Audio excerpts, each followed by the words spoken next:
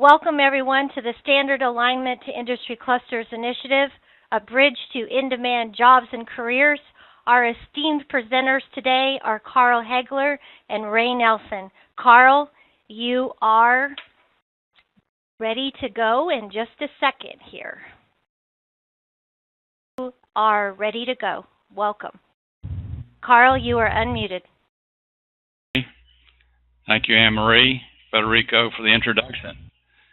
Ray and I are very excited to be with you this afternoon and to share with you some of the experience we've had, along with a number of folks who are actually on the call, including people from TCAL, Literacy Texas, and subject matter experts from around the state. So this is going to be a great time to share with you the project we've been working over the last year, and started in June of last year, and we'll get you up to date to where we are now, and hopefully hear some of your questions and comments about next steps and where this project will take the state in the future. So thanks again for joining, and thanks to Anne-Marie in particular at TCAL for helping us set this up today, and for other webinars we'll be doing in June and July. So just to give you a sense of where we are in terms of this standards alignment project, just to give you a sense in terms of the webinars that we're doing, starting with today, this is the initial one, but you get a sense then of what we'll be doing here, including a repeat of this particular webinar tomorrow. And then in July, we'll be doing more on ONET that we'll be highlighting today. And then on July 19th, for those who tune in, you'll hear from the employers who've been part of our effort over the past year in these industry sectors, and it'll be interesting to hear their perspectives as well. So just that gives you an overview of where we're going to be proceeding as part of our communication and dissemination aspect of the project. So just to give you an idea then of what our objectives are for today. The Standards Alignment Project to Industry Clusters, built upon the AEL Content Standards Project that was finished in 2016. A lot of training has been going on over the past year or so. TCAL has been very much involved in that, and this project is building upon that standards project, Content Standards Project, as you'll see. That'll become clear as we go through. So the key, we always believe, is how is what we're doing going to help adult learners achieve their career goals in this particular case. It's always important for, as you know, as instructors and career navigators and career developers and literacy tutors, to be focused on what learners' goals are. And in this particular case, we think this information is going to help give some context and highlight the importance of career goals. Also, we think that what we found over the past year is the important role of industry, employers' voice, in helping adult educators understand what they need. And so going forward, they can partner at the local and regional level in various ways to improve the quality of adult education literacy services around education and occupational goals that learners may have. And today we're going to be documenting the ONET connection. We'll talk, give a demo about ONET, the Occupational Information Network out of the U.S. Department of Labor, which was critical to all aspects of our particular project, as you'll see as we go through. And then we want to share with you some examples of the results of the project in terms of English language arts and literacy, mathematics, and we'll speak about English as a second language, but the examples we'll be using will be principally in terms of employers linking to English language arts and literacy and mathematics.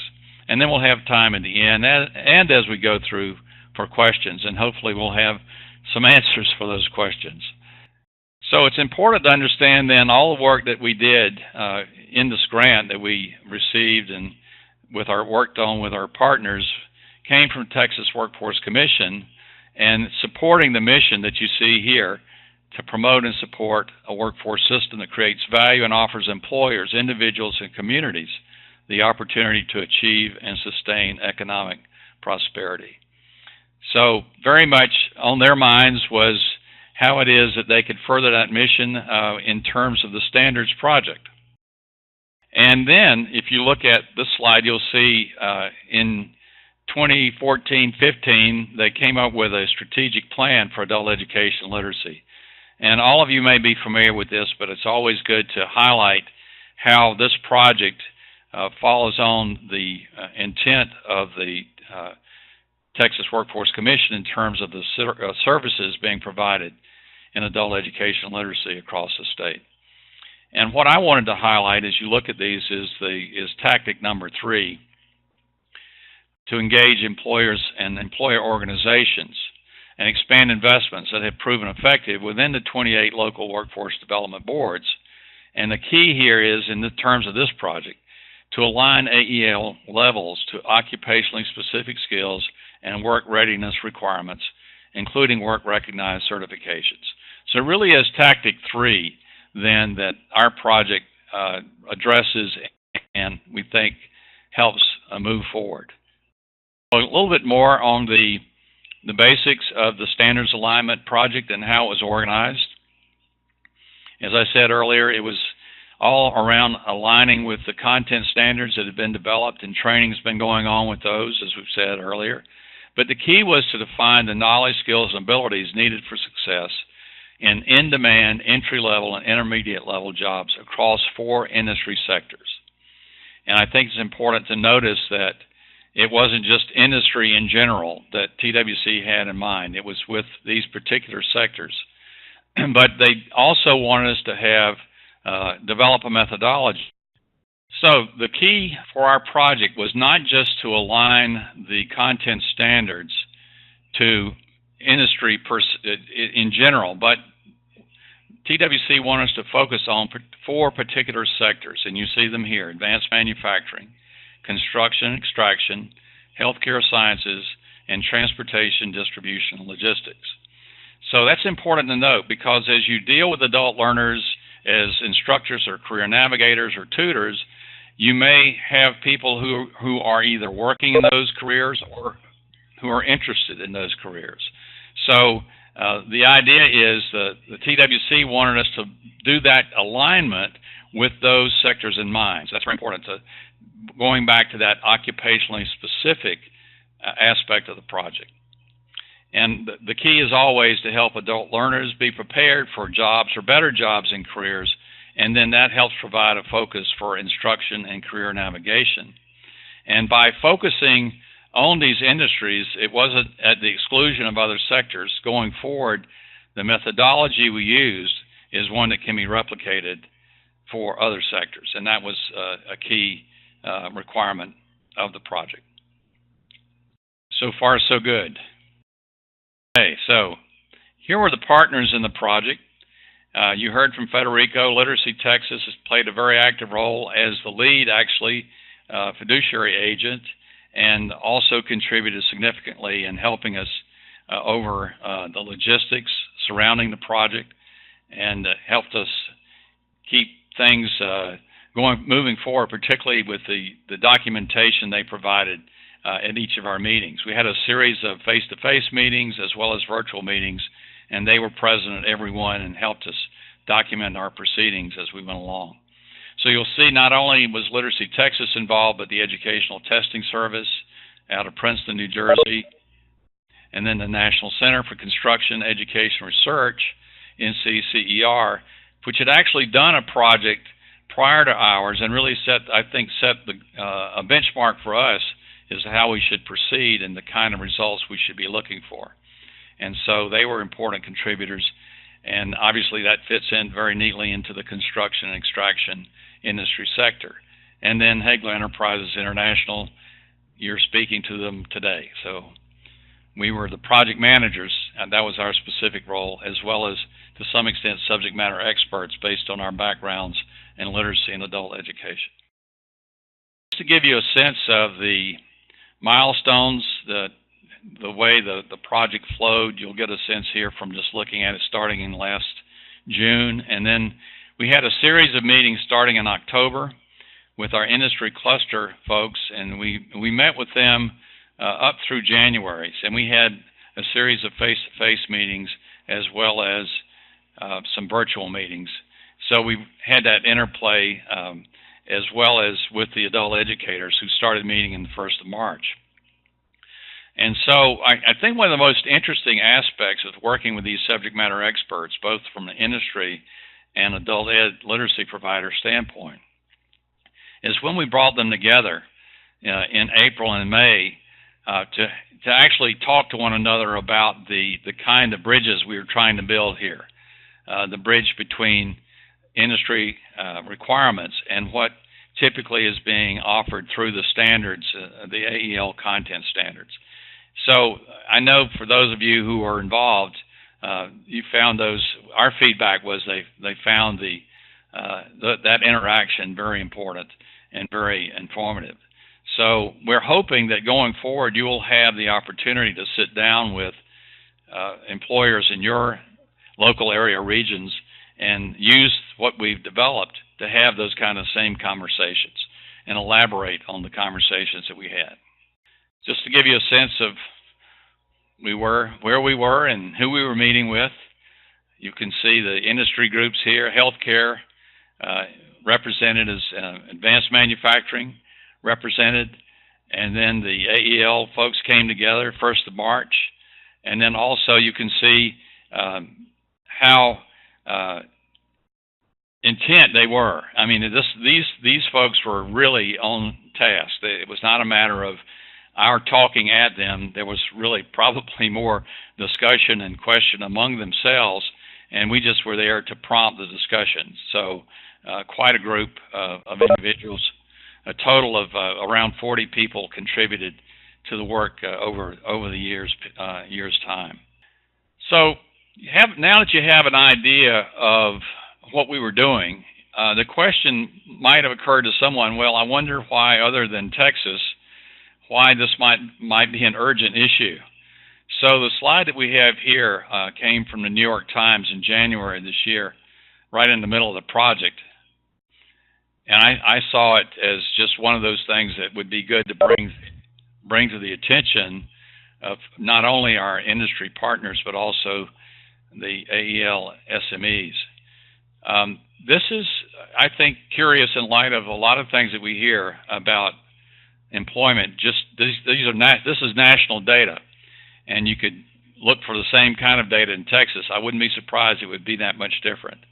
But what you see here is for adults ages 25 to 64, the highest rates of employment, that is you'll see the note, of those gaining employment most frequently, it was those without a high school diploma. And that may say a lot in times of low unemployment, where you have people who don't have a high school diploma finding jobs. And that's the kind of thing when you say, well, that's good in the sense of they're getting a job, but our concern ought to be, how do we make sure that those jobs have some kind of career potential? And that was important, I think, just in terms of the impetus for this particular project, because it wasn't enough just to say, well, let's just help people find jobs. It was, let's help them find jobs that are going to pay higher wages and are going to, generally speaking, have career potential, at higher wages and career potential going together. So I know that TWC was very interested in that, but I just wanted to present this slide. It might provoke some questions, but a lot of times you hear people say, well, you can't get a job without a high school diploma. Well, you can. The question is, what is it going to pay, and what is its long-term implications for your career and wage earning potential? So just wanted to present that as as an overview. As we went into this, we presented this data to our folks, and we got very interesting responses here in light of, I know the focus has been for years in adult education, has been on getting people a high school diploma or equivalent. So this is one of those things where you can say it's, in a way, you're sort of in competition with someone who doesn't have a high school diploma.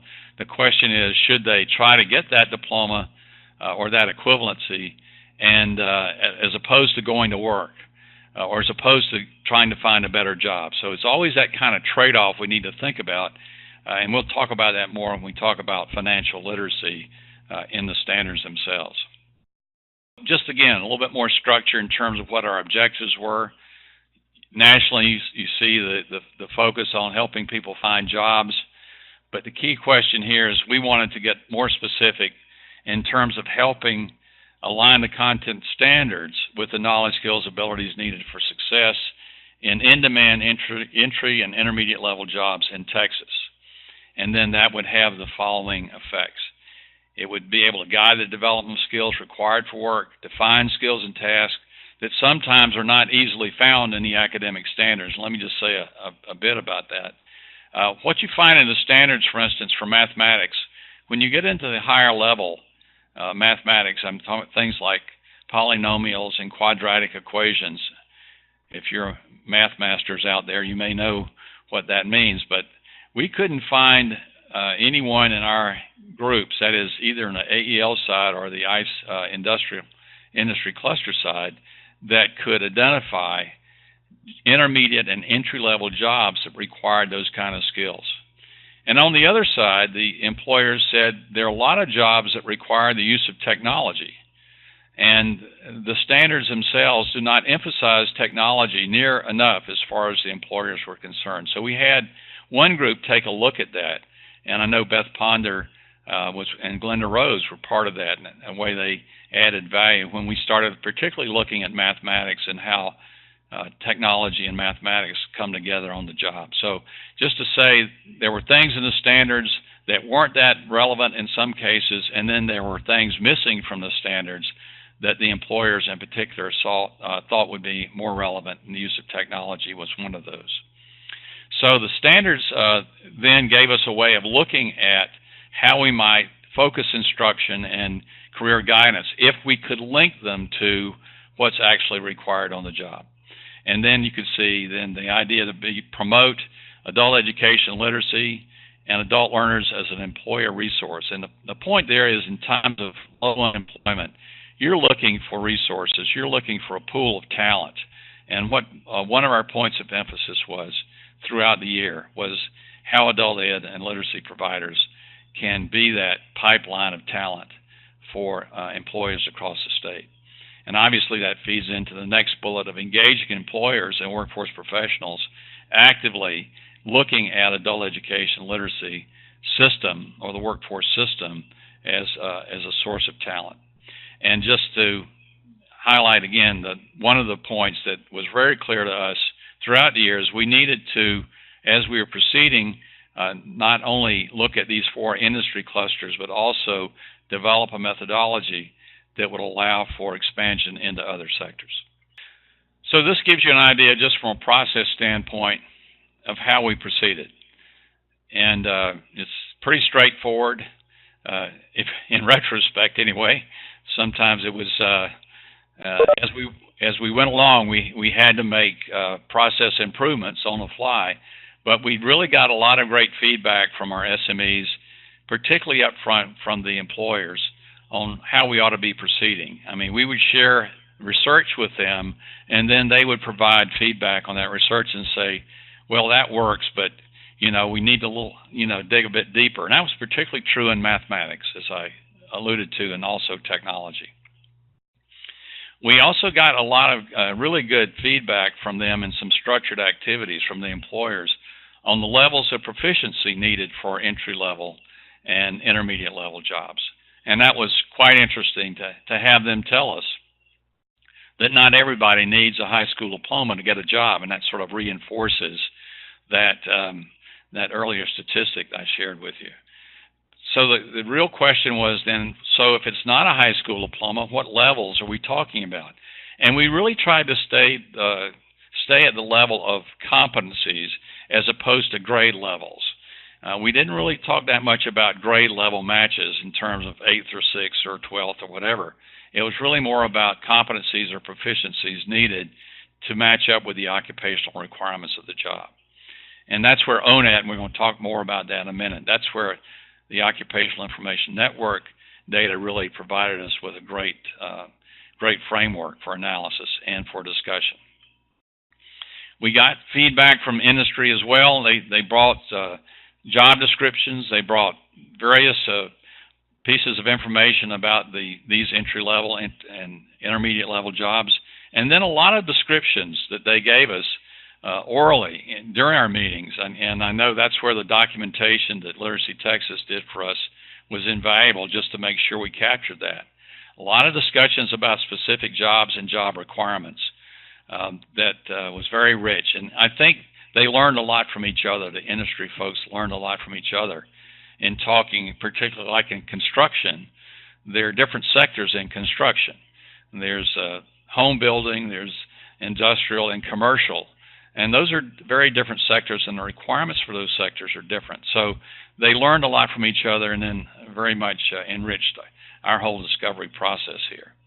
But you know, the whole point of all of this was to move then to help the adult educators and literacy provider SMEs get a sense of how we can move from looking at the industry requirements to build that bridge to the content standards. And that's where this create a series of overlays that we're going to be sharing with you here briefly was the result of all of that effort, of how the AEL and SMEs, along with the literacy providers, a lot of career navigators, curriculum developers, instructional experts, helped us better understand then how to take what the content standards talk about and look at what the employers said and bring them together in creating overlays in English language arts, English language arts, ESL, and mathematics. So that was the result of all of our work that we're going to be sharing here with you today. Just as a conceptual way of looking at this, you might look at this slide and say, well, what's that about? Well, the focus for employers is on the right-hand side of doing. That is, what can people actually do on the job? And we might say, well, you know, you've got to have a certain credential in order to be able to perform at a certain level. And that's the kind of thing that the employers would say, well, that's important, but it's got to be specific to job requirements or actually critical tasks that people need to be proficient in. And that's what you see here on the doing side. So that was this was a slide actually that Anson Green came up with in a presentation he did to the commissioners of the Texas Workforce Commission and the Adult Education Advisory Council last week. So we liked it so much we borrowed it. But it makes the case for there is the content standards, the AEL content standards give us an idea about learning, and then what the employers gave us was a much clearer idea about what skills look like on the job, and that's in terms of performance. Okay, we're about 25 minutes in. Wanted to stop and give you a chance to ask questions, comments, make recommendations, and I was going to ask Ray Nelson. She generally has things to say in addition to me, and sometimes I actually don't say everything that needs to be said, so I was going to turn it over to Ray to see if she had any additions. Well, thank you, Carl, and thank you, everybody, for joining, but I'd be here to respond to any questions, comments, or recommendations you have so far. And go ahead, everyone. This is Anne Marie, and just please put your questions or comments in the chat pod. Federico's going to be watching, and we already do have a request from Catherine, and she wants to write down, which was on the last slide. There we go. And Carl, I muted you for a minute to let Ray talk because of an echo. So Catherine, just let us know when you want to go forward again. And Anne-Marie, to that point, I don't know if there's an option to make the slide deck available for people if they are interested in some of the content, such as that slide. This will be available. I know this question is going to come up, and so we'll address that now. This PowerPoint will be available at some point in the PD portal after we make it accessible. So that will be in the works, but we're not sure when. And this recording will be available, but we're not exactly sure when and in what format at this point. So thank you for that. Thank you, though. Okay. And I'm sorry, Federico, let's go ahead and just share this comment since it came in privately. Everybody, make sure you're sending your questions to everyone. And This is from Tanya. I have done some research using ONET to quantify alignment between content standards and entry-level job requirements. I would love to discuss my methodology. Interesting. Thank you, Tanya. Interesting. Absolutely, and one of the things we absolutely welcome is the opportunity for that. And Tanya, we are going to be having the ONET specific webinar coming up in July, and so that may be also an opportunity. And Anne-Marie, I'll defer to you about whether there's an opportunity we might be able to connect with Tanya before that webinar, even independently. We can see about that. That's a good, or I can see Tanya maybe sharing. You may be having an opportunity to share during the ONET webinar. Does that sound like a possibility? Are you? Yeah, exactly. Like you said, she can log on and join, so we can discuss that. Great. Okay, so I'm looking here, and I see that there's a question about professional development in the portal. Terrence, can you remind me at the end, and we'll go over that because we want to move ahead, but we'll address that at the end. I think that's what you were wanting. And I'll go ahead and take that comment and put it in the chat pod, Deb. And do you see anything else, Federico? Did I miss anything before we move on? Okay, so there is another question in the chat pod, and it's from Kelly. And she asks, do you feel that lower-level learners being employed in entry-level jobs is part of the low unemployment rate right now? And Catherine says, good question. So, Ray, or Carl? That is a good question, and I'm looking at Carl, too, in terms of his experience and analysis. So, Carl, I'm going to go on mute and let you handle that one, since you're more the adult learning expert. I have an opinion, but I think you're the expert, so I'm going to mute myself for this one. Okay, as I understand the question, it was, is the fact that the low unemployment rate mean that people with lower level skills are more likely to be employed? I think that's a fair guess.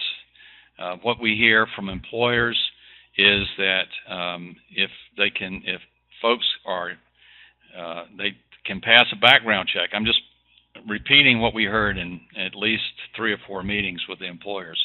If they can pass background checks and drug tests and stay clean, then they're going to be prime candidates, and that's regardless of high school diploma. I guess it somewhat depends on the job, but what we heard is not so much an emphasis on, as I said earlier, on credentials as the ability to work and do a job at some level of proficiency. Now, the higher level of regulation regarding safety, and that could be in healthcare, that could be in extraction, construction, might require levels of experience or certification.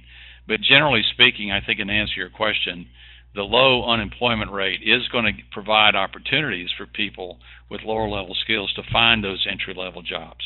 And then the question is, can they keep the job and not be the first one hired, last one hired is the first one fired? Can they keep those jobs and progress and gain more skill and more experience and move into higher level positions? And I think that's a lot of what we talked about with the employers was, okay, so what's the pathway? So how do people move from entry level to intermediate level and even into those junior level management positions like team leader or supervisor? I hope that answers the question. I think, Anne-Marie, there's another question that I don't mind sharing. It's for Carl probably. Do employers find any value in the standards tested by STAR EOC assessments administered by TEA? I think you're asking a question about a Texas-specific testing done for students graduating from high school. Is that, if that's correct? I'm not as familiar with those as I do know. Okay, that's yes. I got an affirmative on that. I do know employers are interested in having some kind of certification for people coming out of school, and sometimes it's not just the high school diploma. So that makes sense. I'm just not familiar with those assessments. I think the key question for employers is the linkage between any assessment used and the actual job requirements. Now, they may have a general hiring policy of anyone who scores at this level on whatever assessment they're talking about makes it into our entry-level pool. But how they make those final decisions oftentimes is not simply based on a test. That's what I can say from having worked with employers for the last 20 or so years. Employment testing has its own set of criteria that everybody needs to be familiar with if you're working with employers specifically and they're asking you for assessment scores for entry-level workers. I'll be glad to talk about that when we have the employer panel later in July. That will be a specific area of interest. Okay, any other questions? Thank you, Ray. I do not see any, and I think... No, I don't either. I think for the sake of time, we'll keep going, and then we will let you know if there's questions. Okay. All right, so we're going to do a separate webinar on ONET. So this is basically to give you an introduction to how we used ONET for this particular project, because our first challenge was to identify those in-demand jobs in Texas that would be eligible for entry-level and intermediate-level employment.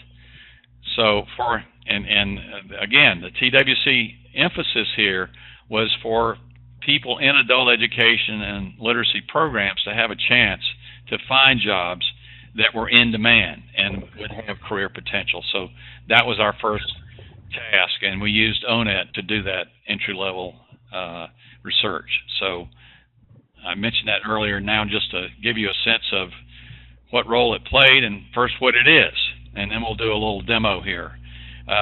What is ONET?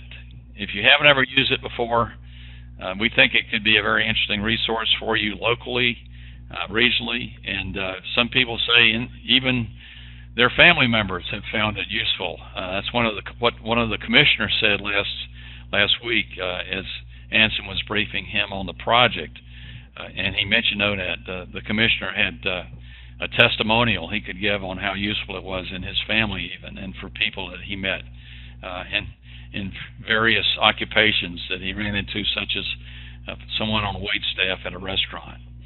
So this is basically what ONET offers.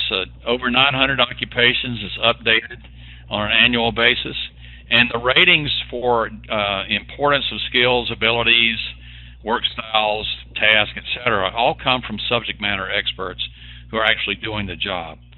So that's where the surveys come into play, and the data finds its way into this online database. So what we were particularly interested in what ONET offers was in what you see highlighted in red here: knowledge, skills, abilities, and work styles. Now there are other things that came into play as we went through and shared this data with the employers in particular. They were interested in technology skills. They were also interested in wages and employment and how jobs are paid different rates across Texas. I bet the same job, I bet you didn't know this, but this is a fact. You can check it out on ONET. Same job title will be paid differently in different regions of the state. And there are all sorts of factors that the employers share with us as to why that might be the case. So it's got a lot of information in addition to what we were focused on. But these, for the purposes of linking up the occupational needs of these four industry sectors, these are the sections of ONET that we particularly focused on. And here's how employers use ONET. And Ray and I have done job analysis over our 20-year career, and we have found ONET to be very useful at doing these kind of activities, developing effective or more effective job descriptions to help find quality candidates who then can match up with the job requirements, and help define then for an employer and an employee what the success factors in that particular job might be. And then as you have more recruitment and training going forward in companies, ONET provides you a kind of structure to give you an idea of what kind of folks do we need to be recruiting, and then what our training goals need to be. So very useful tool. If you haven't used it, we encourage you to go and explore, and obviously come back and visit us on July 17 when we do a more in-depth briefing on ONET. Educators and job seekers. And interesting, you could have this, for people not only who are in your classes, but even among people who are instructors. And some of these folks may be interested as well to see what it means to be an adult educator. You can just go in and type that into ONET and see what kind of skills, knowledge, and work styles are required based on what other experts have said and entered into ONET. And it's interesting, as we were going through this with employers, we had one of our Literacy Texas associates talked about her use of ONET, and she's one of ours. She got her GED and then went on and went to community college, and then went on to college, and now is in a master's program. So we like to always use her as an example of how this really works. ONET really works, and she will talk about it at the drop of a hat to anybody who's in hearing range. So she was a great confirmation of the value of this resource.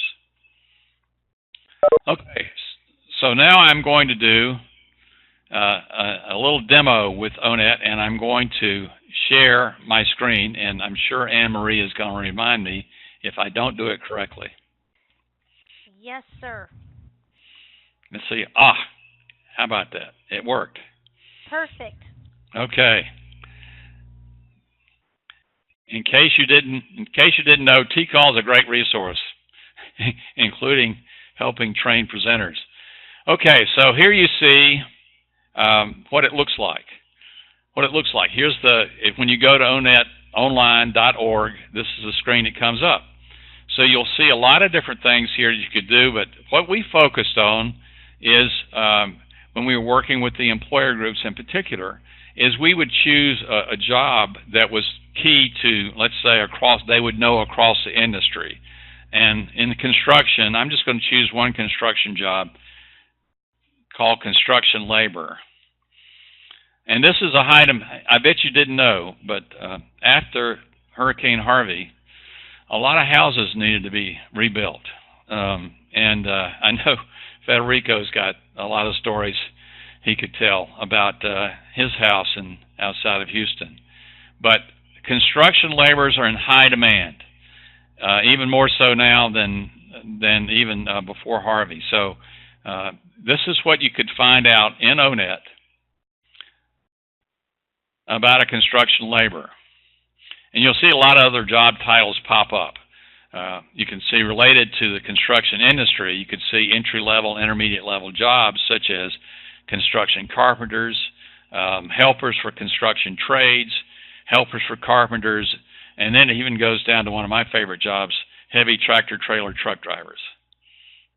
But you'll see construction laborers is a bright outlook nationally for construction laborers. But let's just look at what comes up when you look at what is a construction laborer. You see the general description here: performs tasks involving physical labor at construction sites. But I bet you didn't know they do a lot more besides nailing nails with hammers. So you'll just get an idea of the task involved. And again, all this information is coming in through surveys done by people who are performing the job. So you get a sense of what the tasks are, and you can minimize or get as much information as you want. You get an idea about the kind of technology skills and particularly what kind of software they might have to use. But we were focused principally, as I said, on knowledge, skills, and abilities. So what you see here in the middle of the screen.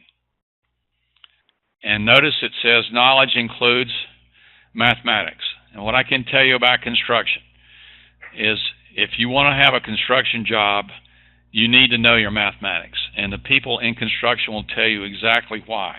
But there are plenty of NCCER publications out there, including one that we call the core curriculum. If you need any resource for teaching mathematics to adult learners, that is a great resource. I've spent a lot of time, Ray and I spent a lot of time looking at it as we were going through the mathematics overlay, as a matter of fact. So NCCER publication called the core curriculum, and module 2 is mathematics.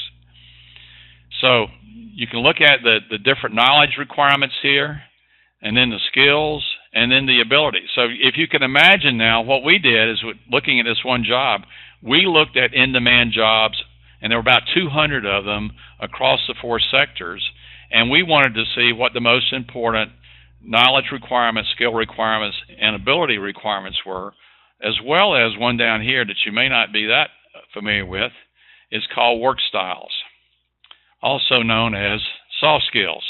So I just wanted to show you, we looked at work styles, particularly when it comes to things like teamwork. You'll see things like work styles pop up. So let's just look at work styles. This is for a construction carpenter. And when we showed this to the industry cluster folks, they were really excited about this, because this is the kind of thing, soft skills are the kind of things, employability skills are called a number of different things. But this is the kind of thing they'll say, we may hire somebody who can do the job initially, but if they're going to stay, they're going to have a lot of soft skills along the lines that you're talking about here. And you'll see what came up in our analysis across, and I'm going to share some of the cross-analysis, cross-sector analysis we did, but you'll see things like dependability, attention to detail, cooperation, come up, adaptability and flexibility, achievement and effort. Those kinds of things come up across the board in a lot of different sectors and a lot of different jobs. So I would encourage you, as you're looking at ONET, to pay particular attention to the work styles. I think a lot of adult learners may have these in spades. If you talk about persistence, I know in working with adult learners in Mississippi, I found some of them could be poster men and women for things like persistence and adaptability and flexibility. So it's the kind of thing you could talk about, building from strengths that people have. As you talk to them, they may not be the best readers, they may not be the best in math, but if they persist with what they're doing, they can learn a lot on the job. They can learn a lot in your classroom. And our idea was, if they can see this is relevant for the job, then that'll make them more motivated. And we know how important motivation is for adult learners in particular, to stick to it. So knowledge, skills, abilities, and work styles is what we focused on. And then we went down and we looked at, and you'll see here for construction carpenters, of those who filled out the survey. Those who filled out the survey, most of them had a high school diploma or equivalent, but there were about 30%, a quarter, who did not have a high school diploma. This job can be done by people who don't have high school diplomas, is what that suggests. So then you can also find related occupations, but I just want to quickly show you what you can find just in terms of wage information. You can go down and select a state for construction carpenters. I wonder what state that might be. Let's choose Texas. And you'll see for construction carpenters, construction laborers, I should say. There's another one for construction carpenters, but you'll see here what the wages are in Texas relative to the national wages. So that's interesting in and of itself. And then if you wanted to find, okay, well, let's see what it's like in Texas by different sectors, different regions of the state, you can see how it varies, as I said earlier, from Odessa. You look at the difference in construction carpenters in terms of percentile. That is, some employers pay more than others, where you can say the median might be 35, which is about the median income of folks in Texas. But higher level pay could be $56,000. That could be someone with a lot of experience or in an area where there's a lot of demand. And then at the low end, $22,000. I just wanted to show you that, because don't get hung up on averages or medians. You want to be able to look at ranges, particularly the more in-depth you're counseling your folks about occupations. Okay, so I'm going to now stop sharing my screen, and we'll have time for questions about ONET, but I wanted to move ahead. if that's okay. I hope you have a sense then that ONET is a tremendous resource, can be a tremendous resource for you. We used it at a macro level. In other words, we looked across these 200 jobs, 4 industry sectors, and found what the critical skills and abilities are and work styles across the 4 sectors, and that's then what we used to identify how to align with the content standards. So the skills, abilities, work styles, and knowledge those are the categories we found in ONET then that we connected with. And I'll show you that here briefly. And I'm just notice the clock is ticking. I'm going to say let's wait for the ONET questions to the end, because I want you to see how we used it. Carl, there was a question that has been addressed about NCCER, and the question had to do with a resource for teaching math that you were referring to. But you may want to mention that NCCER is more than just about teaching math, if you want to explain that a little bit more. Okay, great. They have, NCCER has publications for educators and trainers in over 80 occupations. And so I would encourage you, if you haven't discovered them as a resource, just check it out. They're Pearson publications, but you can probably just Google the NCCER publications around different trades, electricians, welders, plumbers, etc. They're really around certification. These publications are used for certification, and the entry level or the core curriculum is that entry level course that you have to pass to go anywhere else in the NCCER career pathway. So that's why I mentioned it as it's exactly what it sounds like. It's the core curriculum, and that's where the math is highlighted. But any publication, any trade level publication that I've seen for NCCER typically has a strong math component because it's required on the job. Hope that answered the question. Okay. Thank you. So again, when you talk about critical characteristics, and now I know I'm talking to mainly adult educators and literacy providers, you're going to see things that you start, we know this is important. Reading comprehension, the ability to speak English, oral communication. Well, we've got it nailed down. It's not just in the abstract. We know specifically how that's done. But just wanted to show you some of our ONET analysis. As you look at these particular task categories, you can see skills such as active listening, critical thinking, reading comprehension, speaking, oral expression, oral comprehension, written expression, and written comprehension across. Now, we looked at across the 4 industry sectors and then across these particular task categories. And you can see how often, for instance, active listening pops up. You can see how written comprehension, that's not a surprise to anybody here on this call. But also look at things like oral expression goes all the way across these 6 categories in all 4 industry sectors. So that tells you it's communication skills.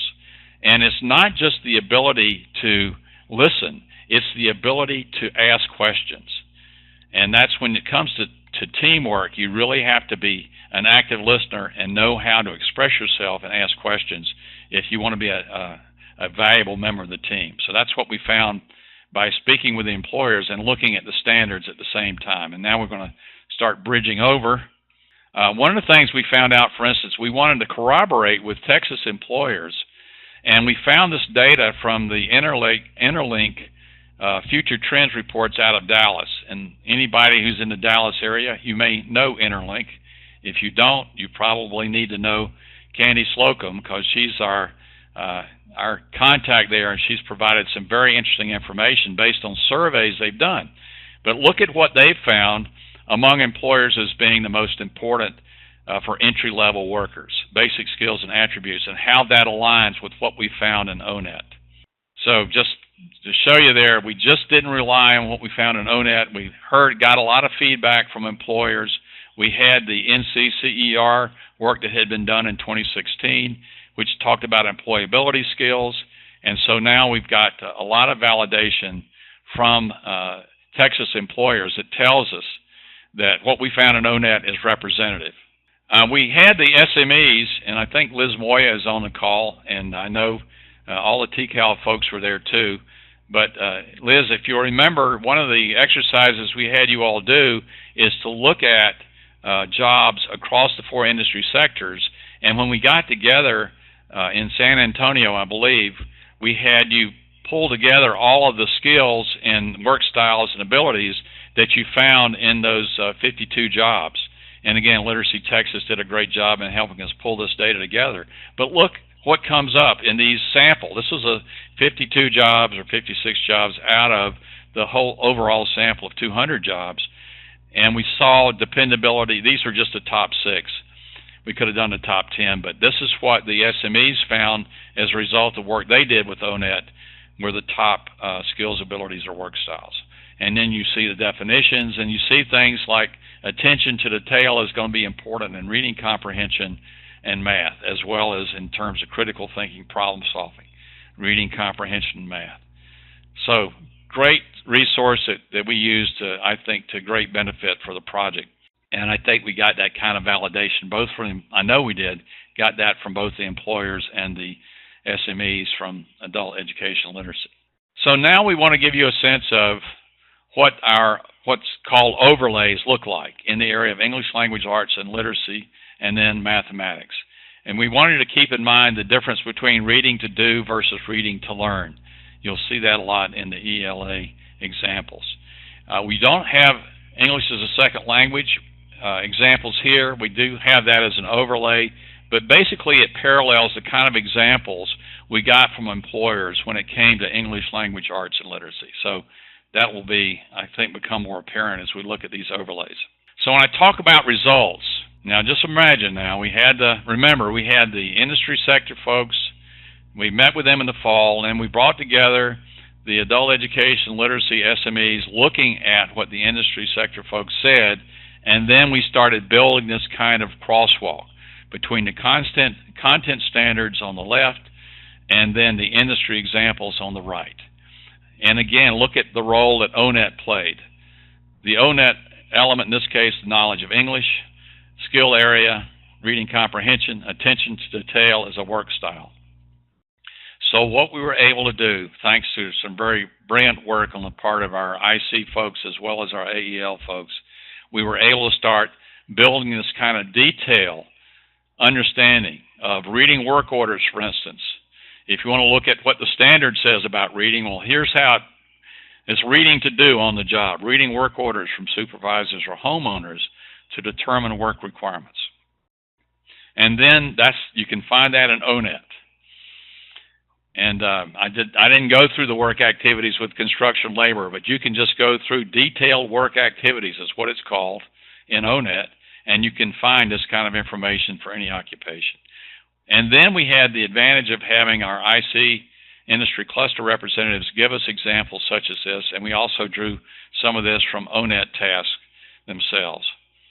So you get a sense then of how reading is actually used on the job.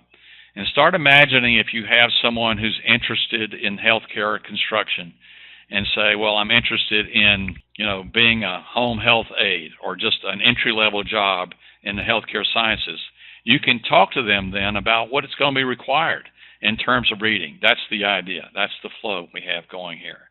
Here's another one, listening and speaking. And we talked about oral communication, which is in the standards. I think Ray and I looked at this so many times we could quote it to each other by page number. So you have the ONET element of active listening and oral comprehension.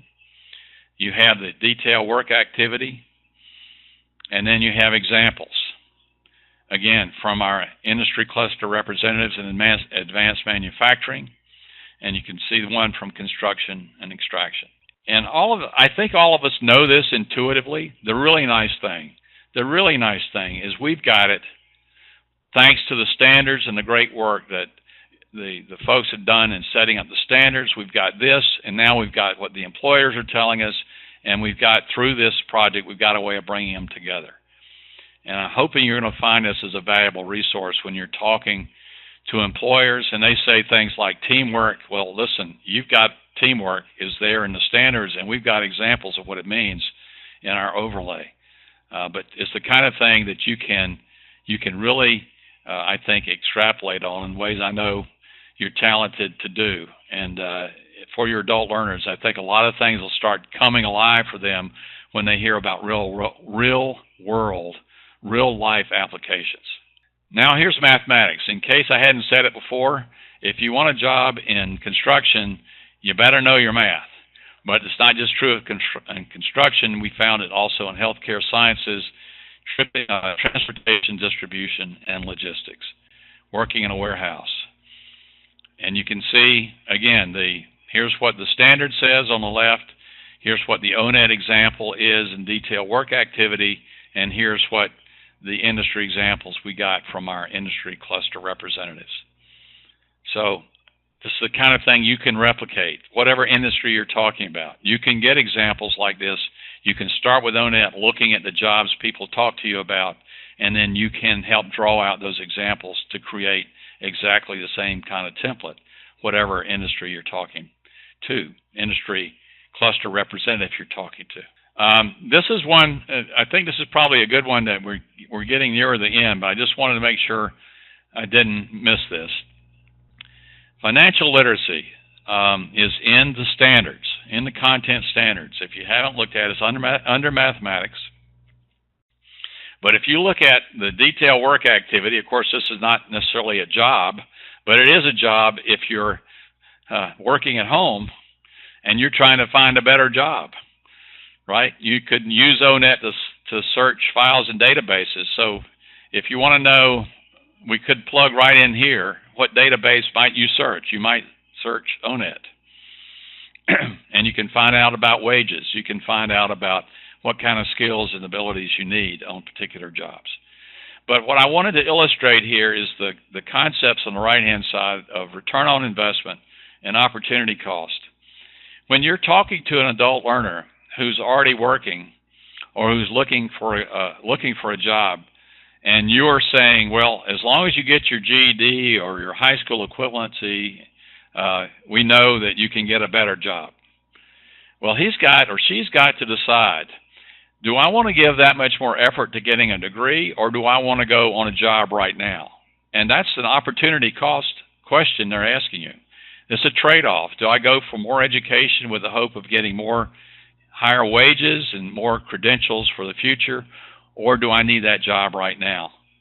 And that's an opportunity cost kind of question. And return on investment is another concept of, if I do invest my time, what's going to be, what am I going to see better in my life? Is it going to be better job in terms of working conditions? Is it going to be better wages? Is it going to put me on a better career track? And all different kinds of ways of thinking about return on investment.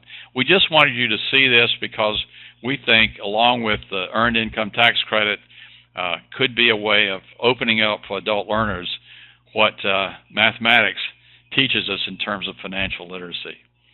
If you haven't heard of the EITC, I'm sure there are probably those of you out there who are professionals in helping your students with EITC, but it could be a great way of teaching math as well as reading. Reading tables and charts in particular, if you're trying to figure out if you're eligible for EITC, is a fascinating exercise. It's available, I know all of this is available through the IRS website, both in English and Spanish. Okay, well, you are part of this slide because we had, as part of our strategy, communication, dissemination, implementation of our results. So I'm hoping that by this time you have concluded that this is information that can be useful in your classroom and with your students. And we want to use a series of webinars to get the word out. You're our first webinar group.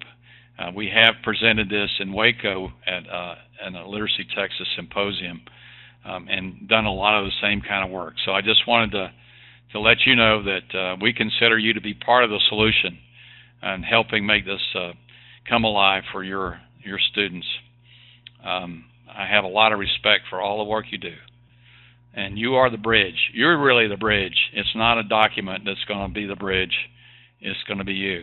So with that, I was going to ask if there were any questions. And I always want to give my partner, Ray Nelson, an opportunity to chime in because she typically has something to say that's of extreme value to me and probably to everybody. So if you will... Ray, please. Carl, there is a question. The question is whether or not the resource, and that is referring to the overlays, is available now and how to find it. Do you want to explain that?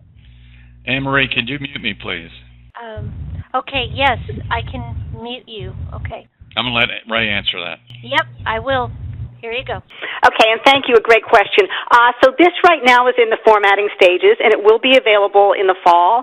And I'm certain you will be hearing about how to make it available. So one thing I just want to really, really emphasize, there is no changes to the standards in this. The standards are exactly as they are in the Green Book, for those of you familiar with the Green Book. So I think that's just one important thing to reference. And we have addressed each and every standard throughout there. And one of the things we found is that some of the standards were not necessarily relevant to the workplace. They may be relevant to academic achievement or some kind of a foundational skill. But when you see the final document, you'll see each and every one addressed in that way, with the majority of them aligned to these industry cluster examples. So stay tuned, and the fall will be the final publication date and availability. Okay, Carl, I'm going to unmute you now. It's really, I've always wanted to be unmuted, so, okay, cool. Thank you so much. Just wanted to know if there are any other questions that have been prompted by our webinar today. Recommendations? I have read a few comments. People find the overlays a very good resource. One specific from Catherine says she's sad she cannot use it now. Just be patient, Catherine. As soon as it's approved by TWC in its final version, you'll be able to get it. Yes, I would add to that. I understand your interest. I found this just to be fascinating work, but in part because it's the kind of thing that we wish we'd had as a reference in projects that we've done in building community public-private partnerships. It really does, we think, answer the question, but also gives you a methodology for answering questions around what's the relevance of what's being learned in the classroom to what's actually required at work, and helping create that kind of dialogue at the local level with employers we think is going to be a tremendous resource. So let me just say this. What is not going to wait until the fall is your ability to use ONET. So if you want to join us on July 17th, we will have it as one of our objectives to share what we've learned and also hear from folks in Texas who've learned a lot about using ONET in their classroom. So that would be a great opportunity, I think, for us to begin to share resources and ideas. And that doesn't, you can start creating, my point being, you can start creating your own overlays, as one of our TCAL representatives mentioned to me early on. So I thought that was a great observation. On that note, Carl, there were a few comments and questions about ONET. A question went out to everybody who is using ONET or very familiar with ONET. There were a few replies. Some people are very familiar. One participant has used it for her doctoral dissertation. And has done a lot of research. Other programs use it in orientation, but there is an interesting email that Deborah was sharing. I don't know, Deborah, would you like to share that email, or do you want me to read it? Oh, I don't mind if you read it, Federico. Basically, I'm a member of the United States Distance Learning Association, and they sent out an email at the beginning of last week from ONET, who is asking practitioners in the field if they're interested in contributing to the updating of the tasks and abilities for those two specific occupations. And when Carl was speaking about how, practitioners are the ones who actually write those abilities and the values and the skills, I coincidentally found that email and thought I wanted to share that. So I thought that was really interesting, that they do use the people in the field. Right. Yeah, very good. Great, Deborah. Thanks for that. No, it is a database that is constantly being updated with even with new occupations that didn't exist at the time it started in the mid-90s. So I think that's what keeps it relevant. And we will be talking more in July about how you can use ONET from a career advising, or career counseling, or what's called career navigation out there. So you can go and explore that on your own. If you'd like to, it's very easy. Just go to the same first web page and you'll see how you can use it from a counseling standpoint, or actually do your own career search and see what kind of jobs might be best suited for you. That's one of our Literacy Texas folks did exactly that and has found it very helpful. So just wanted to mention that. Again, that doesn't need to wait for the Texas Workforce Commission or any overlays. You can do that on your own.